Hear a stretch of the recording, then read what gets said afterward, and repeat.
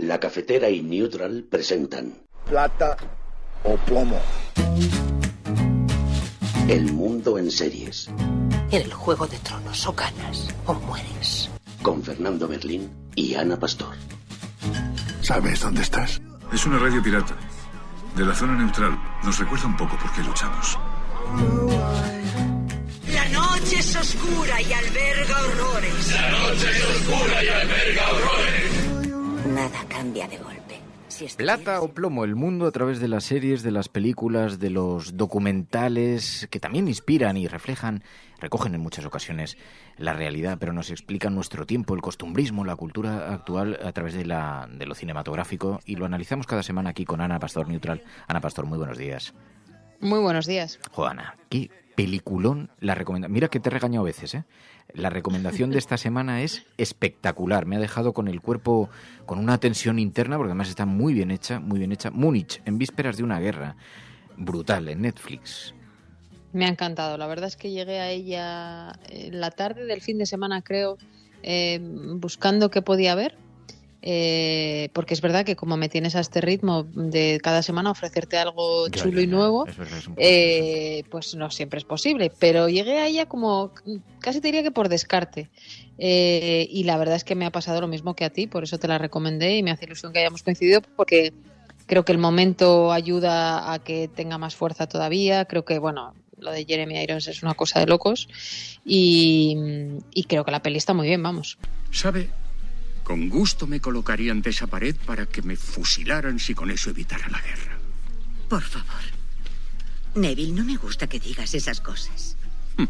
Y menos sin desayunar. Claro. Usted es muy joven para haber servido en la Gran Guerra, Legat.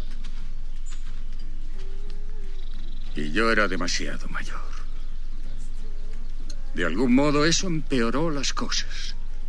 Es muy desesperante ver tanto sufrimiento y sentirse tan impotente. Trae. Ahora, cada vez que paso frente a un monumento a la guerra o visito uno de esos enormes cementerios de Francia donde tantos amigos están enterrados, me juro que si me encuentro en situación de poder evitar que suceda de nuevo una de estas catástrofes, haré lo que sea. Lo que sea. Sacrificaré lo que sea para mantener la paz. A ver, no tengo aquí el reparto delante porque además tengo un montón de herramientas abiertas ahora mismo mientras estamos conversando, pero es verdad, Jeremy Irons hace un papelón absolutamente espectacular.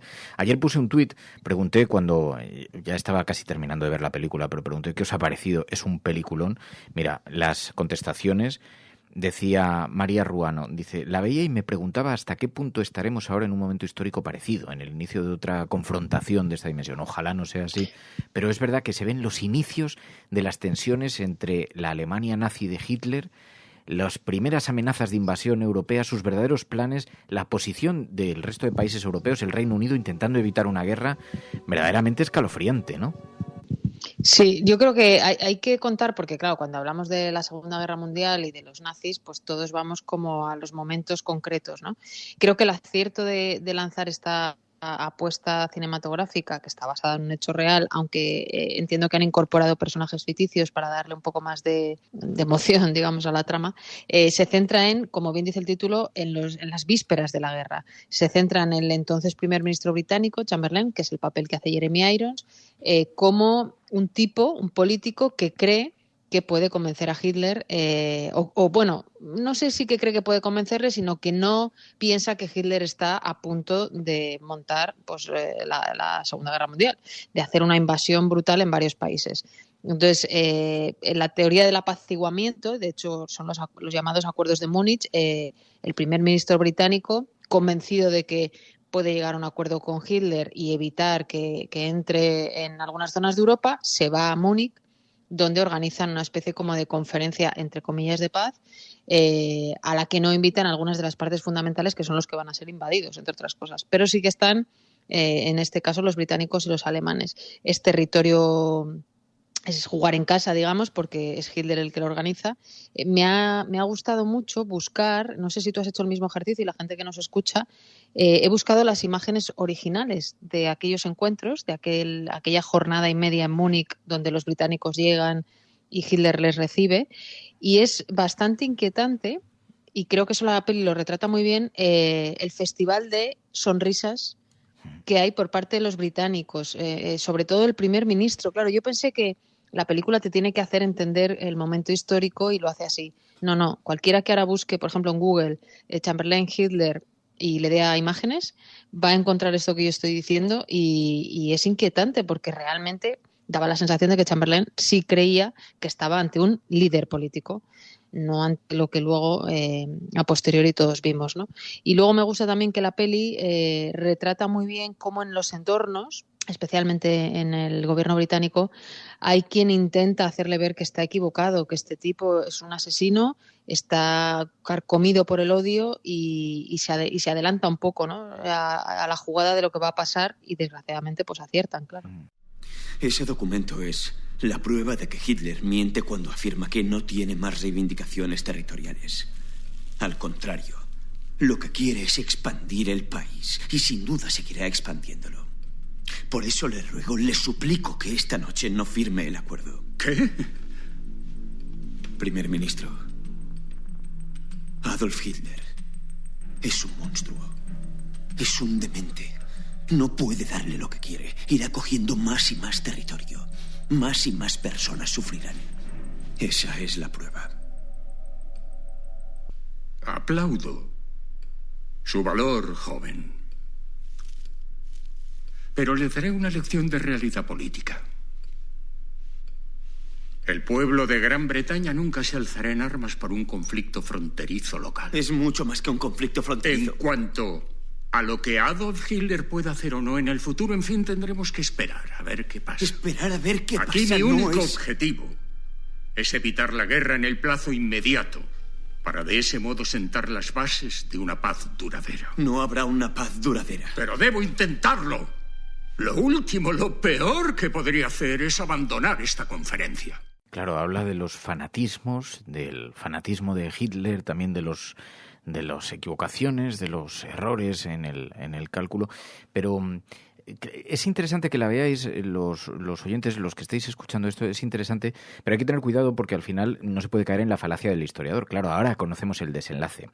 Entonces Hitler era un líder con un cierto reconocimiento mundial, hasta el punto de que, oye, había alineaciones, siempre se ha hablado de las alineaciones de Walt Disney, el coqueteo con el discurso alemán inicial, aquel de la grandeza, de la libertad. Luego todo eso, ahora la historia ya sabemos a dónde condujo, todo eso sabemos cómo se reconvirtió y todos sabemos cómo fue de destructivo todo aquello. Pero en aquel momento, lo que muestra esta película son los años previos y también un Chamberlain, un primer ministro en el Reino Unido, que siente que tiene que evitar la confrontación militar a cualquier precio, porque él había luchado en la Primera Guerra Mundial, había sufrido los efectos y hace una declaración que también pone los pelos de punta diciendo: yo he visto la desgracia que supone una guerra y solamente con ganar tiempo podemos tener informaciones que nos apunten, podemos señalar sospechas y tal, pero hay que ganar tiempo para construir la gran paz, aunque sea en este momento, aunque sea con grandes dudas y tal. Bueno, hay quien piensa que es un blanqueamiento. Fíjate, había un mensaje, la verdad, no era muy, además, con un nickname así un poquito oculto, pero había una contestación que sí me ha gustado porque me ha interesado. Dice: bueno, una película secas. Intenta blanquear a un tipo tan nefasto para los progresistas españoles como fue Neville Chamberlain. Después caen lo que muchas películas. Ponemos a un tipo random con flequillo y bigote que de mosca encarnando a Hitler. Pero lo que sí que es verdad que revela es que en aquella situación no deshacerse de Hitler antes fue un error porque nos habría evitado un gran drama. Claro, ahora es muy fácil decirlo en todo caso, ¿no? Sí, pero fíjate, yo creo que al revés. Mucha gente pues mucha gente joven seguramente que vaya a ver en Netflix esta película no va a, no sé cómo decirte, admirar lo que hace Chamberlain. Al revés, o sea, yo creo que él queda como en el mejor de los casos, a ver cómo lo defino. Yo diría un optimista inconsciente, sí. Exacto, sí, una cosa así. En el mejor de los casos, si no llevado por el ego propio de quien ocupa un puesto como eso, pretendiendo, porque además eso se ve también en la peli, venderle al mundo entero que él ha conseguido evitar una guerra, cuando todos sabemos, como tú dices, lo que pasó después. Y luego, no sé cómo ves tú, que yo creo que esto es la parte más, ¿no? El elefante ya está en la habitación y es la comparación con lo que estamos viviendo ahora, que hay quien piensa que es maniqueo, es decir, pensar que tú puedes convencer a alguien como Putin de que hay una salida negociada y de que no puede entrar en Ucrania de la misma manera que no debió entrar en Crimea, pero lo hizo. O sea, que esto está sobre la mesa, es decir, estamos en una situación, obviamente con todas las diferencias que hay de lo que ocurrió, porque ya sabemos cómo fue, pero estamos en una situación en la que la diplomacia en realidad está dando palos de ciego y nos enfrentamos a lo que nos enfrentamos y a un tipo que dirige un país como lo dirige, o realmente da igual. En cualquier caso es mejor evitar un conflicto también en el siglo XXI.